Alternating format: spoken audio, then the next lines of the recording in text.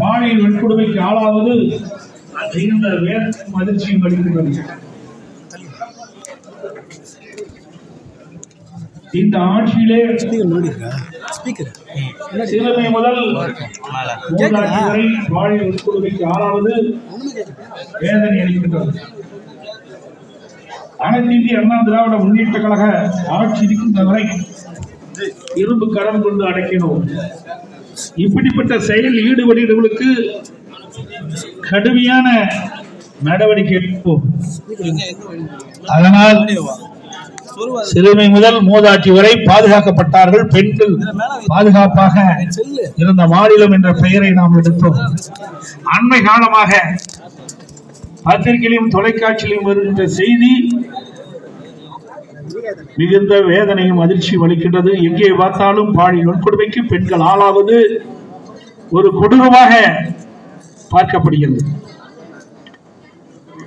இன்றைக்கு ஊடகம் பத்திரிகைகளும் அவ்வப்போது வெளியிடுகின்ற செய்தி, இன்றைக்கு தான் பெற்றெடுத்த குழந்தைகளை பள்ளிக்கு அனுப்புகின்ற பொழுது அந்த பள்ளியிலே நடைபெறுகின்ற சம்பவங்கள் பெற்றோர்களுக்கு அதிர்ச்சி அளிக்கின்றன. வேலையே பயிரை மேய்வதை போல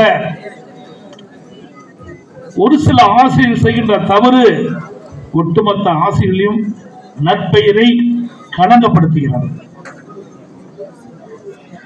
பள்ளியிலே படிக்கின்ற சிறுமிகளுக்கு ஆசிரியர் தான் பாதுகாப்பு என்று பெற்றோர்கள் எண்ணி தங்களுடைய பெற்றெடுத்த குழந்தையை கல்வி கற்பதற்கு பள்ளிக்கு அனுப்புகின்றார்கள். அதை ஆசிரியர் பிரதகைகள் எண்ணி பார்த்து செயல்படுத்த வேண்டும். ஒரு சில ஆசிரியர்கள் செய்கிறார்கள், அனைவரும் அல்ல. ஆகவே இந்த அரசு பெண் குழந்தைகள் படிக்கின்ற பள்ளிகளே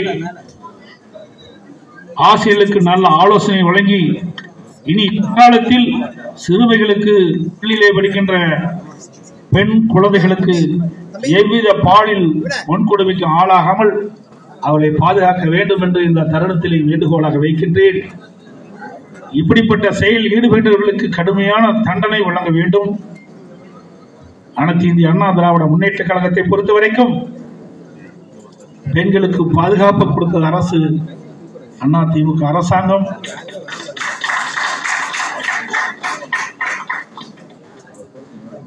இன்றைக்கு பெண்கள் பாதுகாப்பாக வாழக்கூடிய பெருநகரம் சென்னை என்று பெயர் பெற்றது.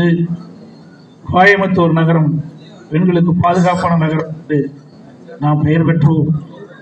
ஆகவே இன்றைக்கு பெண் குழந்தைகள் பாலியல் வன்கொடுமைக்கு ஆளாவதும் பெண்கள் பாலியல் வன்கொடுமைக்கு ஆளாவதும் தொடர்கதையாக இருக்கிறது. இதற்கு அந்த அரசு முற்றுப்புள்ளி வைத்து தகுந்த பாதுகாப்பு சிறுமிகளுக்கும் பெண்களுக்கும் வழங்க வேண்டும் என்று இந்த நேரத்திலே கேட்டுக்கொள்கின்றேன். அதே போல மாண்பு அம்மாவுடைய அரசு இருக்கின்ற பொழுது பல்வேறு திட்டங்களை பெண்களுக்காக, பெண்களுடைய வளர்ச்சிக்காக, பெண்களுடைய பாதுகாப்புக்காக அறிவிக்கப்பட்டு செயல்படுத்தப்பட்டது. பெண்களின் உரிமையை காத்தவர் இதய தலைவி அம்மா அவர்கள். பெண் கல்வி, பெண் விடுதலை, பெண்களின் பாதுகாப்பு, பெண்களுக்கான சமூக பொருளாதார மேம்பாடு, பெண் குழந்தை பாதுகாப்பு திட்டம். இன்றைக்கு பெண் குழந்தை பிறந்தால் எதிர்காலத்திலே குடும்பம் பாதிக்கப்படும் என்று பிறந்தவுடன் கள்ளிப்பால் கொடுத்து கொடூரமான பெண் குழந்தையை செய்கின்ற அந்த செயலிலிருந்து பெண் குழந்தையை தடுத்த பெருமை இதை புரட்சி தலைவி அம்மா அவர்களை சாரும்.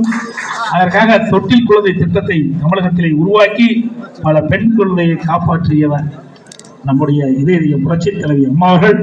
அனைத்து மகளிர் காவல் நிலையங்கள், மகப்பேறு நிதி உதவி திட்டம், தாலிக்கு தங்கம் வழங்கும் திட்டம், சானிட்டரி நாப்கின் வழங்கும் திட்டம், பெண்களுக்கான உடல் எடை பரிசோதனை திட்டம், மகளிர் சுயதிக்குழு திட்டம், அம்மா இருசக்கர வாகனம், அம்மா குழந்தைகள் நல பரிசு பெட்டகம், பாலூட்டும் தாய்மார்களுக்கான தனி அறை திட்டம், அம்மா மகப்பேறு சஞ்சீவி திட்டம் மற்றும் அம்மா மடிக்கணி திட்டம், உள்ளாட்சி அமைப்பில் பெண்களுக்கு 50% இடஒதுக்கீடு, இப்படி பல்வேறு திட்டங்களை உருவாக்கி தந்த புரட்சி தலைவி அம்மாவுடன் அனைத்து இந்திய அண்ணா திராவிட முன்னேற்ற கழக அரசு வெற்றி பெண்மணி தந்த விருதுகள் தான் நிறைய பெண்களுக்கு கொடுத்தார்கள். இப்படி பல வகையிலும் பெண்களுக்கு உதவிகரமாக இருந்த அரசு அனைத்து இந்திய அண்ணா திராவிட முன்னேற்ற கழக அரசு என்பதை இந்த நேரத்திலே இதயம் புரட்சி தலைவி அம்மா பிறந்த நாளிலே நாங்கள் நினைவு கூர்ந்து விடைபெறுகின்றேன். நன்றி.